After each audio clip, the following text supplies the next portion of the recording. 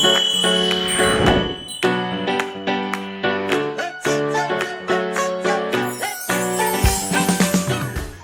warahmatullahi wabarakatuh. Selamat siang. Oke, sehat semuanya? Alhamdulillah, semoga kita selalu sehat ya. Bertemu lagi dengan Ibu Eria di pelajaran ekonomi kali ini. Masih belum bisa bertatap muka secara langsung ya, jadi kita masih melakukan PJJ melalui video ini. Oke, di pertemuan ekonomi kali ini kita masuk ke bab 2 ya. Bab selanjutnya yaitu mengenai pertumbuhan ekonomi dan pembangunan ekonomi. Sebelumnya, silakan siapkan buku catatannya ya, dicatat. Oke, kita mulai ya. Bismillahirrahmanirrahim. Jadi mengenai pertumbuhan ekonomi dan pembangunan ekonomi, ya. Oke, kita buka dulu.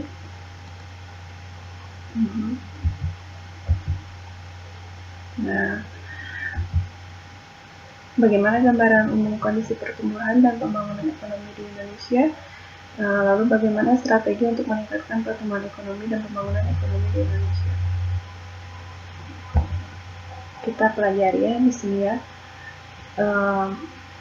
Sebelumnya kita lihat dulu tujuan pembelajaran dari bab ini apa saja. Jadi setelah membaca materi ini diharapkan ya Anda akan mampu menjelaskan pengertian pertumbuhan dan pembangunan ekonomi dengan baik. Lalu setelah melakukan kegiatan diskusi, Anda mampu menghitung laju pertumbuhan ekonomi dengan rumus penghitungan pertumbuhan ekonomi secara tepat. Setelah melakukan setelah melakukan kegiatan diskusi, Anda mampu menjelaskan teori pertumbuhan ekonomi dengan baik. Lalu yang keempat, setelah melakukan pengamatan, Anda mampu membedakan pertumbuhan ekonomi dan pembangunan ekonomi dengan tepat. Lalu yang terakhir, setelah mengerjakan penugasan, Anda mampu menyimpulkan data indikator terkait pembangunan ekonomi di Indonesia dengan tepat. Oke. Nah, jadi ini adalah skema yang akan dipelajari gitu ya sama kalian di bab ini. Jadi di sini ada pertumbuhan ekonomi dan pembangunan ekonomi. Jadi ada perbedaannya ya, nanti kita bahas. Nah, kalau di pertumbuhan ekonomi dibahasnya ada di sini ada pendapat dari tokoh-tokoh mengenai pertumbuhan ekonomi itu apa. Lalu ada rumus perhitungannya ya. Jadi kita menghitung lagi di bab ini. Lalu ada pembangunan ekonomi, kita lihat pengaruhnya dan permasalahannya. Nah, yang mau Ibu bahas di pertemuan ini hanya pertumbuhan ekonomi dulu saja ya. Oke, kita lanjut aja ya. Jadi pembangunan ekonominya di minggu depan. Oke. Nah, teori pertumbuhan ekonomi itu apa saja? Ada banyak ya. Jadi ada teori klasik gitu ya. Kemudian neoklasik, kemudian ada neo-Keynes, lalu ada teori W.W. Rostow, lalu ada teori Karl Bucher. Ya, nah kita lihat teori klasik itu siapa yang mengemukakan. Jadi ada dua tokoh ya. Jadi yang pertama adalah Adam Smith. Ini adalah bapak ekonomi dunia ya. Adam Smith itu beliau mengungkapkan bahwa pertumbuhan ekonomi itu dipengaruhi oleh faktor output total dan pertumbuhan penduduk. Jadi kalau misalnya output itu maksudnya hasil produksi ya. Hasil produksi itu juga dipengaruhi oleh jumlah penduduk gitu. Kemudian selanjutnya tokoh selanjutnya ada David Ricardo. Kalau David Ricardo sebetulnya dia itu mengemukakan teorinya itu namanya The Law of Diminishing Return atau hukum tambahan hasil yang semakin berkurang, istilahnya Indonesianya. Jadi itu tuh adalah peningkatan produktivitas tenaga kerja memerlukan kemajuan teknologi serta akumulasi modal yang cukup. Artinya, jadi kalau tenaga kerja itu bisa akan lebih produktif, akan lebih baik jika dibarengi dengan kemajuan teknologi dan modal gitu ya. Selanjutnya neoklasik. Ini lebih baru dari klasik ya. Jadi teori neoklasik itu teori yang membantah teori klasik ini gitu ya. Jadi tokoh yang pertama dari neoklasik adalah Joseph A. Schumpeter. Beliau mengungkapkan bahwa pertumbuhan ekonomi itu adalah proses inovasi yang dilakukan inovator dan wirausahawan atau pengusaha ya. Nah, jadi kalau menurut Schumpeter itu ada 3 faktor yang mempengaruhi inovasi, yaitu ada pemanfaatan teknologi, ya, lalu ada keuntungan atau laba yang digunakan sebagai modal, lalu ada proses imitasi dari dari pengusaha yang lebih maju. Jadi kita misalnya ada pengusaha nih biasanya akan mengikuti strategi-strategi yang dilakukan oleh pengusaha lain yang lebih maju. Kemudian yang kedua adalah Robert Solow. Kalau beliau mengatakan bahwa pertumbuhan ekonomi itu adalah rangkaian kegiatan yang bersumber pada ada 4 faktor, yaitu manusianya, lalu akumulasi modal, teknologi modern, dan hasilnya atau outputnya. Dan juga modal di sini bisa bisa digunakan juga istilahnya itu tabungan ya. Tabungannya itu akan tinggi. Kalau misalnya tabungannya tinggi, berarti modal dan outputnya pun akan tinggi. Selanjutnya teori neo-Keynes. Nah, ini yang mengungkapkannya adalah Roy F. Harrod dan F.C. Dedomar, yaitu faktor yang mempengaruhi peningkatan pertumbuhan ekonomi adalah adanya pengaruh investasi pada permintaan agregat dan pertumbuhan kapasitas produksi. Penanaman modal menjadi komponen penting dalam proses pertumbuhan ekonomi. Jadi investasi itu penting katanya menurut Roy F. Harrod dan F.C. Dedomar ya. Jadi investasi dari orang lain gitu ya. Selanjutnya teori Weber-Rostow. Nah, jadi kalau Weber-Rostow ini mengungkapkan tahapan pertumbuhan ekonomi itu ada 5 tahapan gitu ya. Jadi masyarakat itu maksudnya pertumbuhan ekonominya itu dilihat dari 5 tahapan ini. Tahap pertama itu masyarakat tradisional atau the traditional society. Kayak gimana? Jadi biasanya masyarakat itu belum mengenal iptek, ilmu pengetahuan dan teknologi. Jadi pada proses produksinya itu lebih digunakan cara-cara yang tradisional gitu ya. Lalu tahap yang kedua, tahap masyarakat tinggal landas atau the precondition for take off. Jadi kalau ini masyarakat itu sudah mengenal teknologi dan inovasi, dan biasanya muncul sektor industri yang akan menggeser sektor agraris, atau misalnya muncul pabrik untuk menggantikan persawahan gitu ya. Lalu yang ketiga tahap tinggal landas atau the take off. Kalau ini jadi sudah mulai meningkat lagi ya. Jadi ada industrialisasi meningkat gitu ya. Jadi mulai banyak pabrik, kemudian ada proses investasi dan tabungan juga meningkat gitu ya. Lalu yang keempat ada tahap menuju kedewasaan atau bisa juga disebut tahap kematangan ekonomi atau maturity. Kalau ini teknologi produksinya itu lebih efektif dan efisien. Lalu ada diversifikasi industri, maksudnya jadi industrinya akan lebih beragam gitu ya. Lalu ekonominya lebih stabil.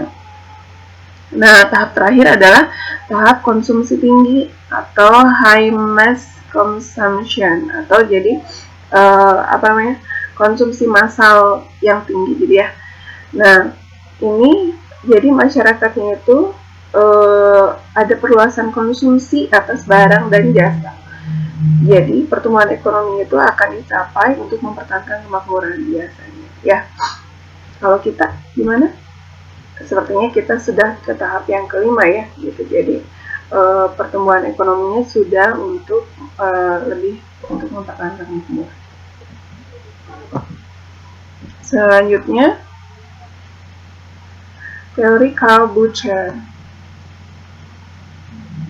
Nah, ini juga sama seperti Weweros tahu, jadi pertumbuhan ekonomi itu digambarkan menjadi 4 tahap. Yang pertama adalah produksi untuk kebutuhan sendiri, jadi atau istilahnya adalah tahap rumah tangga tertutup. Jadi masyarakatnya itu lebih memproduksi kebutuhannya itu diri sendiri. Zaman dulu kan misalnya bercocok tanam gitu ya untuk memenuhi kebutuhannya sendiri saja. Lalu yang kedua adalah tahapan rumah tangga kota gitu ya.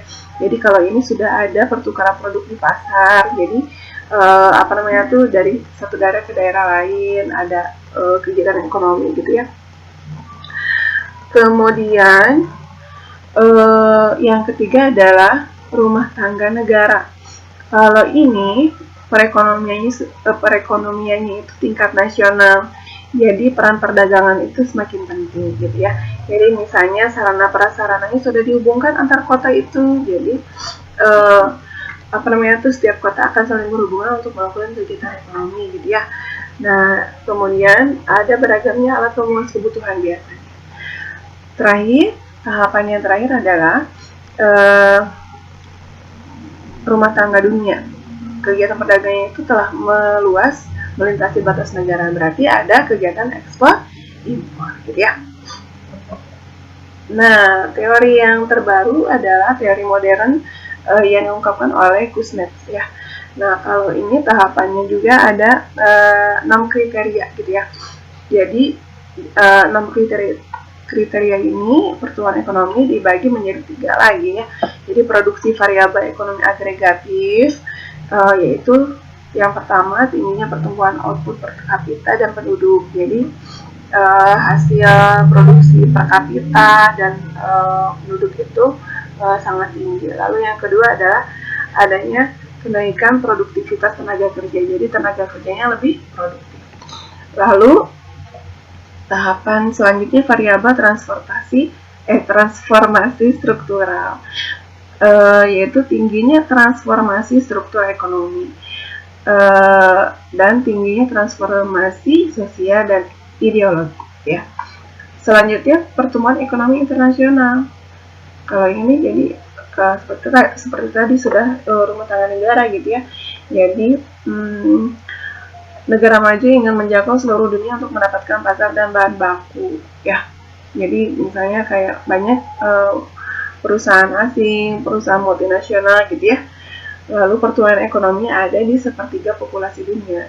Ini adalah teori pertumbuhan ekonomi dari Kuznets gitu ya. Nah, jadi secara umum bisa disimpulkan ya. Jadi pertumbuhan ekonomi itu secara umum kalau kita simpulkan yaitu peningkatan kegiatan ekonomi yang menyebabkan kenaikan produksi barang dan jasa gitu ya. Jadi masyarakatnya itu ada peningkatan kegiatan ekonominya gitu ya. Nah, tandanya adalah adanya peningkatan infrastruktur atau sarana prasarana, pembangunan dan sebagainya, dan ada peningkatan kapasitas produksi barang dan jasa. Oke, sudah dimengerti? Lanjut ya. Jangan lupa dicatat ya. Selanjutnya, nah sekarang kita menghitung pertumbuhan ekonomi itu bisa dengan cara apa gitu ya.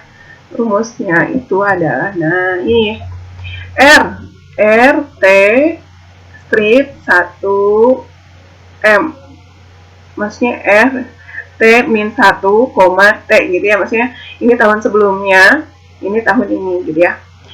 Bisa dihitung dari PDB atau GDP ya.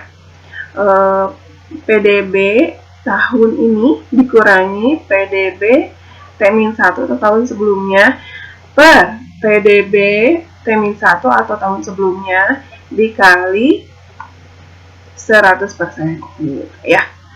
Nah, sebetulnya selain PDB atau GDP bisa juga digunakan yang dihitung itu dari pendapatan per kapita. Jadi di sininya IPC atau pendapatan per kapita, income per kapita tahun ini dikurangi pendapatan per kapita tahun sebelumnya per pendapatan per kapita tahun sebelumnya dikali 100% gitu ya.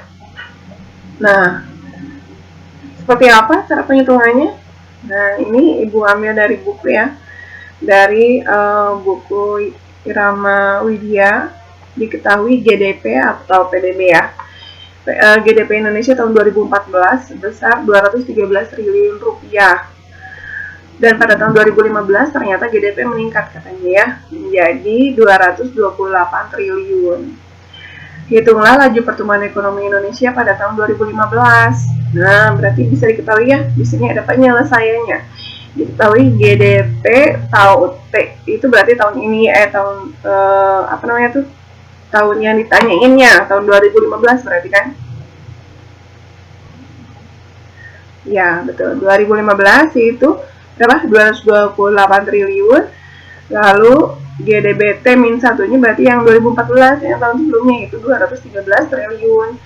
Yang ditanya adalah laju pertumbuhan ekonomi tahun 2015. Jawabannya, hitung saja pertumbuhan ekonomi berarti ini GDP tahun ini tahun 2015 dikurangi GDP tahun lalu 2014 per GDP tahun sebelumnya 2014 dikali 100%. Kita masukin angkanya 228 triliunnya, simpan aja dulu ya, dikurangi 213 per 213 dikali 100%, boleh pakai kalkulator, hasilnya adalah 7,04% gitu ya. Berarti ada kenaikan kalau misalnya positif, kalau negatif berarti penurunan gitu ya. Dan biasanya laju pertumbuhan ekonomi itu bisa per tahun, bisa juga per kuartal gitu ya. Per kuartal berarti per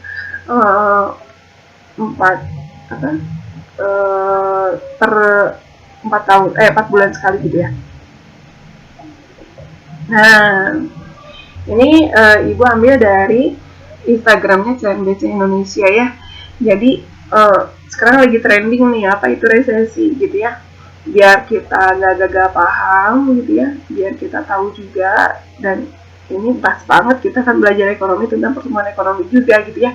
Jadi kita bisa tahu apa itu resesi melalui bab yang kita pelajari saat ini. Apa itu resesi? Resesi itu merupakan penurunan aktivitas ekonomi secara signifikan dan berlangsung setidaknya dalam 2 kuartal beruntun gitu ya. Nah, jadi resesi itu sebenarnya adalah hal yang biasa dan kerap terjadi dalam sebuah siklus perekonomian. For your information, untuk informasi kalian, resesi yang tertinggi itu terjadi kapan? Yang terakhir itu di Indonesia tahun 98 ya. Itu ketika apa namanya tuh, dolar yang tiba-tiba naik dari tadinya 2.000 menjadi sekitar 15.000 rupiah, dan itu lumayan membuat perekonomian lumayan ini ya, apa namanya tuh, agak kacau gitu ya, dan harga-harga semakin meningkat gitu. Nah, kita baca lagi di sini. Suatu negara dikatakan resesi jika PDB, nah berhubungan ya sama bab kita sebelumnya juga, mengalami kontraksi atau minus. Jadi kalau minus dalam 2 kuartal berturut-turut secara tahunan atau year on year, jadi bisa 2 tahun berturut-turut juga bisa gitu ya. Itu dikatakan resesi. Sementara jika PDB minus 2 kuartal beruntun secara kuartalan, itu disebut resesi teknikal ya. Katanya sih kalau sekarang juga udah masuk resesi Indonesia, cuman baru teknikal aja, jadi belum terlalu berimbas kepada ekonomi makro ya, ekonomi secara keseluruhan gitu. Dan ada 5 indikator ekonomi yang dijadikan acuan suatu negara mengalami resesi. Nah, jadi selain angka ini juga bisa dilihat resesi itu kayak gimana. Jadi bisa dilihat dari PDB real gitu ya, PDB yang kita itu manufaktur gitu ya, industri gitu ya. Lalu tingkat penganggurannya meningkat atau tidak, pendapatan masyarakatnya, dan penjualan retail daya beli masyarakatnya seperti apa. Nah, baru-baru ini Singapura membuat heboh katanya negara tetangga RI itu resmi resesi gitu ya. Ini tuh sekitar bulan awal Juli ya, ini tuh artikel ini dikeluarkan, postingan ini di IG CNBC Indonesia. Jadi sejumlah negara lain juga mencatat kemunduran dari aktivitas ekonomi gitu ya. Nah, bisa dilihat nih, Korsel nih, PDB-nya turun 3,3. Kiteki itu berarti kuarter gitu ya. Jadi ada turun 1,3%. Lalu Singapura juga ya kontraksi atau minus 1,2%, tuh lumayan besar. Lalu Jepang juga kontraksi atau minus 0,9%. Lalu Jerman katanya menyusut 2,2%. Lalu Perancis turun 5,8%. Lalu Italia 4,7% turun minus gitu ya. Nah, kalau Amerika Serikat sudah puluhan kali katanya resesi gitu ya. Jadi bukan Indonesia aja ternyata ya. Ya, Amerika Serikat bahkan lebih banyak, 33 kali resesi sejak tahun 1894. Sejak tahun 1980, Amerika Serikat mengalami 4 kali resesi, termasuk saat krisis finansial global tahun 2008. Gitu ya. Nah, berdoa saja mudah-mudahan kondisi perekonomian Indonesia semakin membaik ya. Gitu. Berarti ditandai dengan pertumbuhan ekonomi mudah-mudahan tidak negatif lagi. Gitu ya. Oke. Nah, di akhir pertemuan ini, seperti biasa, Ibu akan memberikan tugas tidak banyak-banyak, satu saja. Tugasnya, kalian coba hitung laju pertumbuhan ekonomi jika diketahui data sebagai berikut. Ini boleh kalian pakai kalkulator aja ya.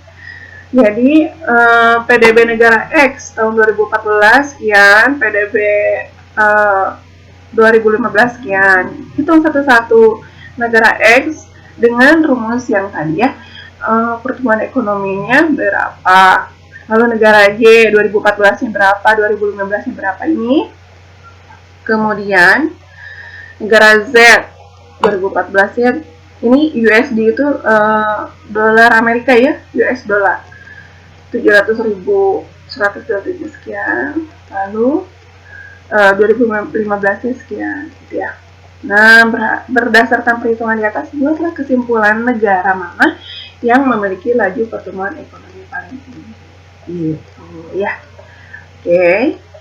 Kira-kira sudah paham semuanya ya? Nah, kita cukupkan saja pertemuan kali ini ya. Mudah-mudahan bisa dimengerti. Kalau misalnya belum mengerti, boleh kalian hubungi Ibu Eria aja ya. Boleh via WA atau ya via WA aja. Kemudian ya, semoga kita tetap sehat selalu. Jangan lupa tugasnya dikumpulkan melalui e-learning dengan ketentuan pengumpulannya nanti akan Ibu tulis di e-learning. Oke, terima kasih atas perhatiannya. Assalamualaikum warahmatullahi wabarakatuh.